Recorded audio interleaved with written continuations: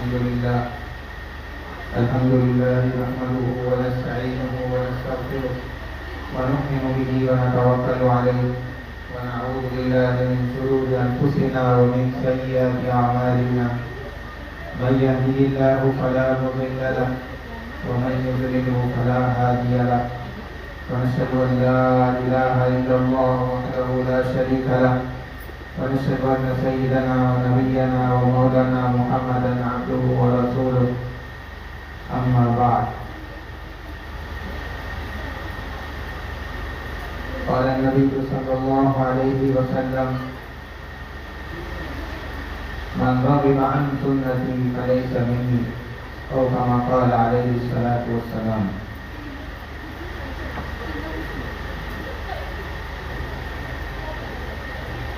میرے عزیزوں، بزرگوں اور دوستوں، ماؤں اور بہنوں، اللہ رب العزت نے نبی رحمت صلی اللہ علیہ وسلم کے ذریعے سے انسانیت کو جو دین عطا کیا، جو ایمان عطا فرمایا، یہ وہ مبارک دین ہے جس کے اندر اللہ تبارک و تعالیٰ نے انسان کی پوری زندگی کا احاطہ کیا.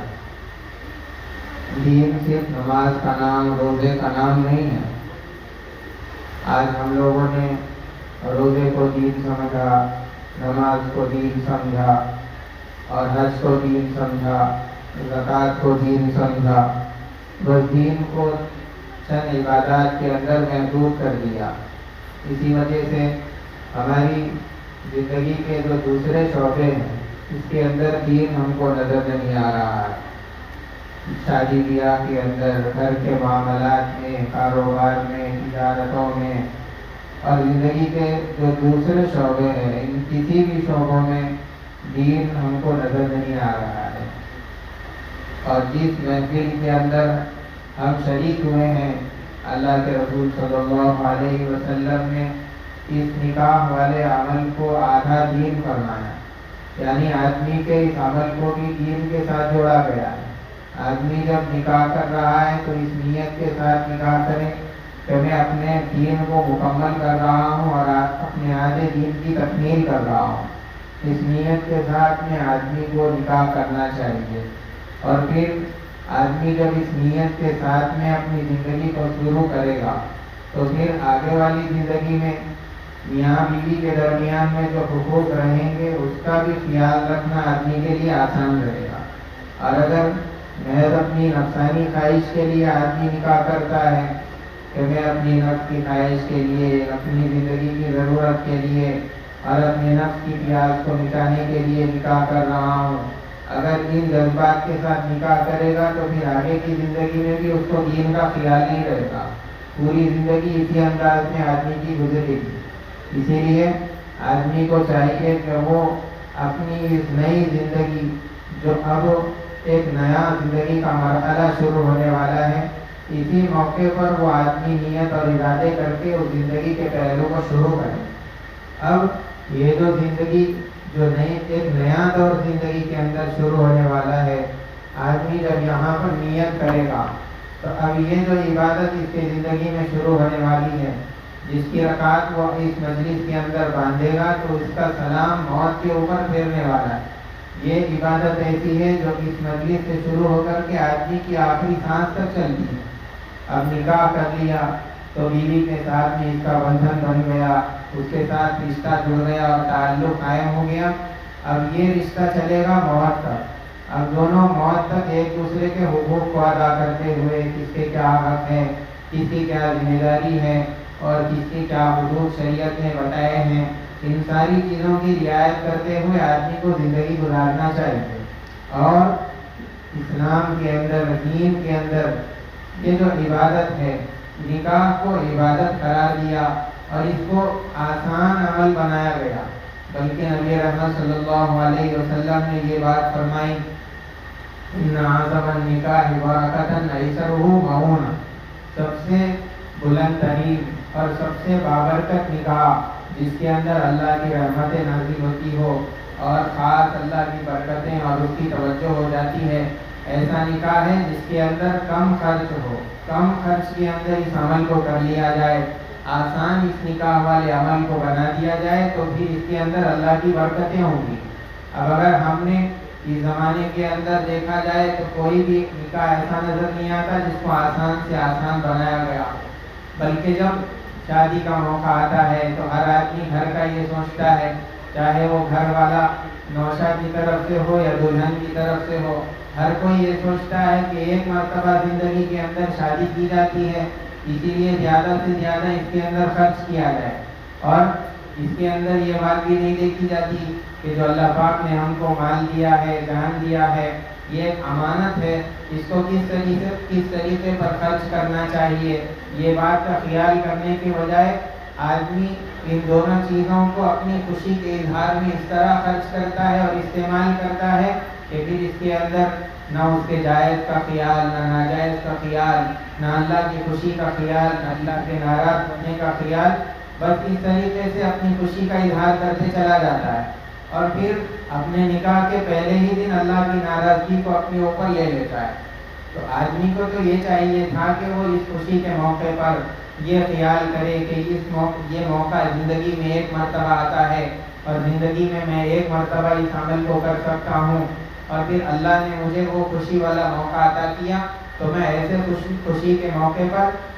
اپنے اس ایک زندگی میں ایک مرتبہ کیے جانے والے عمل کو اس طریقے سے انجام دوں جس سے اللہ بھی خوش ہو، اللہ کے رسول بھی خوش ہو جائے، اور میرا یہ خوشی کا موقع ایسے طریقے پر گزرے جو اللہ کے رسول صلی اللہ علیہ وسلم کے بتائے ہوئے اور ان کے صحابہ کے کر کے دکھائے ہوئے طریقے کے مطابق ہو۔ اس طریقے سے آدمی کو اپنی خوشی کا موقع، اس زندگی کے اندر آنے والے خوشی کے موقع کو گزارنا چاہیے۔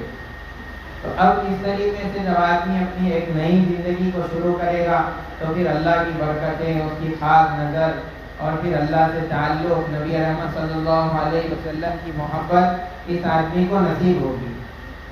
اسی لیے آدمی کو اس عمل کو غنیمت سمجھتے ہوئے اپنی زندگی میں جو آنے والا ایک موقع ہے اس کو استعمال کرتے ہوئے احتیاط کے ساتھ، اللہ کی رضا کے ساتھ بھی استعمال کرنا چاہیے۔ صحابہ کرام رضوان اللہ تعالی علیہم اجمعین میں حضرت عبد الرحمن بن عوف رضی اللہ تعالیٰ عنہ ایک مرتبہ وہ مسجد میں تشریف لائے، اللہ کے رسول صلی اللہ علیہ وسلم نے دیکھا کہ ان کے کرتے پر کوئی ایک زعفران کا رنگ لگا ہوا تھا۔ حضور پاک صلی اللہ علیہ وسلم نے ان سے پوچھا کہ اے عبد الرحمن، کیا تم نے نکاح کر لیا؟ انہوں نے بتایا کہ ہاں اے اللہ کے نبی، میں نے نکاح کر لیا ہے۔ اللہ کے رسول صلی اللہ علیہ وسلم انہوں نے ناراضگی کا اظہار نہیں فرمایا کہ مجھے کیوں نہیں بلایا، مجھے کیوں دعوت نہیں دی، اور مجھے نکاح کرنے سے پہلے اطلاع کیوں نہیں کیا، اور میرے لیے دعوت نامہ کیوں نہیں بھجوایا۔ اس طریقے کی کوئی ناراضگی حضور پاک صلی اللہ علیہ وسلم نے ظاہر نہیں فرمائی، بلکہ آپ نے برکت کی دعا دی، اور آپ نے یہ بات ارشاد فرمائی کہ اگر ولیمہ کرو، اگرچہ کہ ایک بکرے کے ذریعے سے کیوں نہ ہو۔ تو آج کے زمانے میں تو یہ ہے کہ اگر کوئی ہم کو دعوت میں بلانا بھول جائے، اور جان بوجھ کر نہیں بلکہ غلطی سے بلانا رہ جائے، اور آپ کو دعوت دینا اور کسی طریقے سے ذہن سے اس کے نکل جائے، تو پھر زندگی میں اس کا صدمہ اور دکھ آپ کے دل میں رہے گا کہ اس نے اپنے نکاح میں نہیں بلایا، اپنی دعوت میں شریک نہیں کیا، اور مجھے اپنے دعوت خاص موقع پر مدعو نہیں کیا۔ اس طریقے سے ہمیشہ آپ کی زندگی پر آپ کے دل میں یہ بات رہے گی۔ اسی لیے اس طرح نہیں ہونا چاہیے، بلکہ اگر وہ بلاتا ہے تو اس کا شکر مند رہے، اور نہیں بلاتا ہے تو اس کی اپنی مرضی۔ صحابہ کرام رضوان اللہ تعالیٰ علیہم اجمعین جو حضور پاک صلی اللہ علیہ وسلم سے سب سے زیادہ محبت کرنے والے، کائنات میں اگر ان کو سب سے زیادہ محبت تھی تو وہ اپنے نبی سے محبت تھی، لیکن اس کے باوجود وہ لوگ اپنے نکاح کے اندر حضور پاک صلی اللہ علیہ وسلم کو بلا کر کے تکلیف دینا اور زحمت دینا گوارا نہیں کرتے تھے۔ اسی لیے یہ ایک صحابی کا نہیں ہے، بلکہ حضرت جابر رضی اللہ تعالیٰ عنہ انہوں نے بھی نکاح کیا، اور پھر آ کر کے حضور پاک صلی اللہ علیہ وسلم کو بتایا کہ اللہ کے نبی میں نے نکاح کر لیا ہے۔ تو اس وقت میں بھی حضور پاک صلی اللہ علیہ وسلم نے ان کو برکت کی دعائیں دی اور ان کے لیے خوب خیر کی دعائیں فرمائی۔ ایسا نہیں ہوا کہ آپ ناراض ہو گئے، اپنا منہ چہرہ پھیر لیا اور پھر ان سے ملنا کبھی گوارا نہیں ہے، اور ہمیشہ ناراضگی وہ اپنے اندر لیے پھر رہے ہیں، ایسی بات نہیں تھی، بلکہ نکاح کو آسان سے آسان بنایا گیا ہے، اور یہ نکاح کا جو عمل ہے یہ سنت والا عمل ہے۔ اللہ کے رسول صلی اللہ علیہ وسلم نے بھی اس کے اندر آسانی اور سہولت امت کو کر کے بتایا ہے۔ حضرت اما جان عائشہ رضی اللہ تعالیٰ عنہ کے ساتھ نبی رحمت صلی اللہ علیہ وسلم کا جب نکاح ہوا تو آپ کے لیے، آپ کے ولیمے کے لیے کوئی خاص انتظام نہیں کیا گیا تھا کہ بھائی اونٹ ذبح کرو اور بکرے ذبح کرو اور اس طریقے سے روٹی تیار کرو اور کھانے کا انتظام کرو اور پلاؤ پکاؤ۔ یہ انتظام اور یہ خاص طریقے پر بہت ساری غذاؤں کا تیار کرنا یہ اللہ کے نبی علیہ السلام کے زمانے میں نہیں تھا، بلکہ حضور پاک صلی اللہ علیہ وسلم کی، آپ کی اور صحابہ کی طبیعتوں کے اندر تکلف بالکل نہیں تھا۔ وہ تو سادگی والے لوگ تھے، عام مزاج ان کا تھا۔ اللہ کے رسول صلی اللہ علیہ وسلم مسجد میں تشریف فرما ہے اور ساتھ میں صحابہ بھی دو چار موجود ہے۔ جب آپ کا حضرت اما جان عائشہ رضی اللہ تعالیٰ عنہ سے نکاح ہوا تو اس موقع پر ایک دودھ کا پیالہ آپ کے ولیمے کے طور پر مسجد کے اندر بھیج دیا گیا اور پھر اسی کٹورے سے لے کر کے صحابہ کرام ایک ایک کر کے پیتے چلے گئے اور حضور پاک صلی اللہ علیہ وسلم نے سب کا بچا ہوا تناول کر لیا۔ اس طریقے سے آپ کا ولیمہ مکمل ہو گیا اور آپ یہ کہتے ہوئے کھڑے ہو گئے کہ اب ہمارا ولیمہ پورا ہو گیا ہے اور اپنے گھروں کو چلے جاؤ۔ اس سادگی کے ساتھ میں اللہ کے رسول صلی اللہ علیہ وسلم نے کر کے بھی بتایا۔ اور پھر ایک مرتبہ اپنی دوسری زوجہ کے ساتھ جب ان کا ولیمہ ہوا تو حضور پاک صلی اللہ علیہ وسلم نے صحابہ سے یہ فرمایا کہ تمہارے پاس جتنی چیزیں ہیں سب کو لا کر کے ایک جگہ جمع کر دو۔ اور جب سب لوگوں نے اس کو جمع کر دیا، اکٹھا کر دیا، اب صحابہ سے یہ کہا گیا کہ تم سب ایک ساتھ دستر پہ بیٹھ جاؤ اور جتنی چیزیں یہاں پر جمع ہوئی ہیں سب مل کر کے اس کو کھا لو، بس ہمارا ولیمہ یہی ہے۔ تو اس سادگی کے ساتھ میں اللہ کے رسول صلی اللہ علیہ وسلم نے اپنے ولیمے کیے ہیں اور صحابہ کو بھی اسی پر آمادہ کیا، ان کی تربیت فرمائی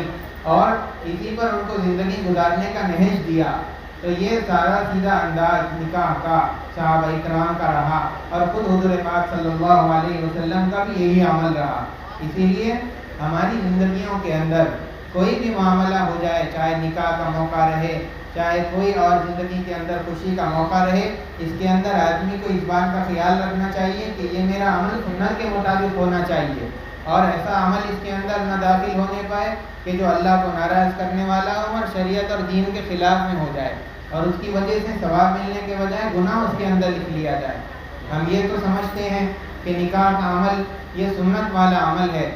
خطیب حضرات، قاضی حضرات یہاں پر کھڑے رہ کر کے ہر نکاح کے اندر مجلس میں ہم سنتے ہیں النکاح من سنتی، کہ نکاح سنت ہے اللہ کے رسول صلی اللہ علیہ وسلم کی۔ اتنا تو ہر مسلمان کو یاد رہا کہ یہ نکاح والا عمل اللہ کے رسول کی سنت ہے، لیکن یہ بات امت کو یاد نہیں رہی کہ یہ سنت والا عمل، نکاح والا عمل اللہ کے رسول صلی اللہ علیہ وسلم نے کس طریقے پر کیا اور اس کے کرنے کی کیا سنت ہے۔ حضور پاک صلی اللہ علیہ وسلم نے وہ بھی کر کے بتایا ہے۔ سنت طریقہ وہی ہے جو حضور نے بتایا اور جو صحابہ نے کر کے دکھایا۔ اسی لیے اس سنت والے عمل کو سنت والے طریقے پر کرنا چاہیے۔ یہ نہیں کہ سنت والا عمل تو کر رہے ہیں لیکن اپنی مرضی کے مطابق کر رہے ہیں، اس طریقے پر کریں گے تو سنت عمل تو ہو جائے گا لیکن اس پر آدمی کو ثواب اور اجر اللہ کی طرف سے نہیں ملے گا۔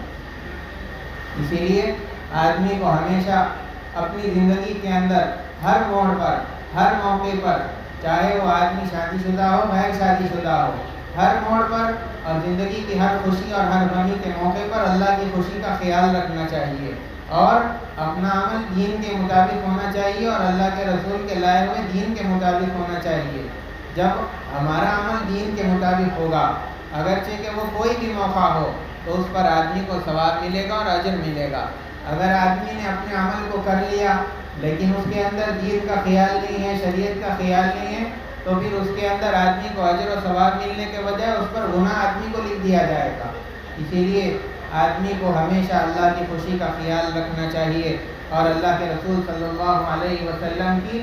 لائی ہوئی شریعت اور آپ کا دین اور آپ کے طریقے اور صحابہ کے بتلائے ہوئے عمل کیے ہوئے طریقے پر آدمی کو اپنے ہر عمل کو زندہ رکھنا چاہیے۔ اس طریقے سے آدمی اپنی زندگی کو چلائے گا تو اللہ کی برکتیں، اللہ کی رحمتیں، اللہ کی خاص نظر اس کو حاصل ہوگی۔ اس کے ذریعے سے آدمی کی زندگی کے اندر اللہ کا قرب حاصل ہوگا، وہ اللہ کا مقرب بنے گا اور پھر جو آدمی دعائیں کرے گا اس کے اندر اللہ تعالیٰ اس کی دعاؤں کو قبول کریں گے۔ تو اس طریقے سے آدمی کو ہر عمل کرنا چاہیے. آدمی جب اس طریقے سے کرتا ہے تو پھر اللہ تبارک و تعالیٰ اس کے اندر برکتیں اور قبولیت سے نوازتے ہیں. جو آدمی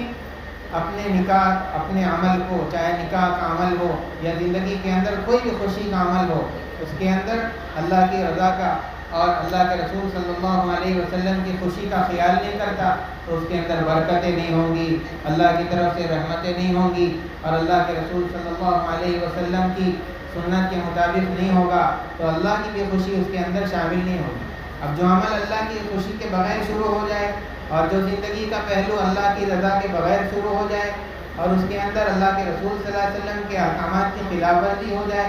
اب وہ زندگی اسی طریقے پر شروع ہو رہی ہے تو پھر اس کا آخر کا انجام کیا ہوگا؟ آدمی اس بات کو سوچے اور غور کرے. اسی لیے آدمی کو ہمیشہ اپنی زندگی اللہ کے رسول صلی اللہ علیہ وسلم کے طریقے کے مطابق اور اللہ تبارک و تعالیٰ کی خوشی کو سامنے رکھتے ہوئے گزارنا چاہیے. جب اس طرح زندگی گزاریں گے تو اس کے اندر برکتیں ہوں گی، خوشیاں ہوں گی، رحمتیں ہوں گی، اور پھر اللہ تبارک و تعالیٰ چین، سکون اور عافیت والی زندگی دیں گے اور جوڑے کے اندر پیار محبت دیں گے، عافیت والی زندگی دیں گے،